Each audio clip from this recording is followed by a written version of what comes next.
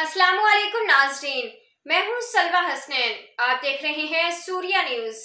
आइए नजर डालते हैं आज की अहम खबरों पर। मलेर यूसी चौकंडी के वार्ड शफी गोट में MNA फंड से बनाए जाने वाला रोड ताख़ीर का शिकार। मलेर रिपोर्ट शाहिद थे।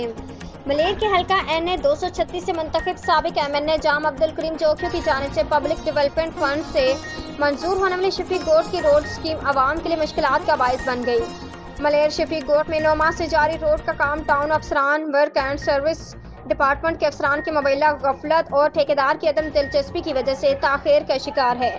9 माह से जारी रोड का काम मुकम्मल न होने की वजह से अवाम सख्त दुश्वारी का शिकार। इलाका मुकीनों के मुताबिक साबिक MNA जाम अब्दुल करीम जोखे ने अपने आखिरी एतवार में MNA स्कीम से मज़कूरा रोड मंजूर करवाया था और काम भी शुरू करवा दिया गया था। वर्क एंड सर्विस डिपार्टमेंट की जानिब से मज़कूरा रोड पर रूढ़ी डाल दी गई थी। 9 माह पहले डलने वाली रूढ़ी पर कारपेट न डलने के बायस इलाका मुकीनों को राहगुजर में सख्त मुश्किलात का सामना है।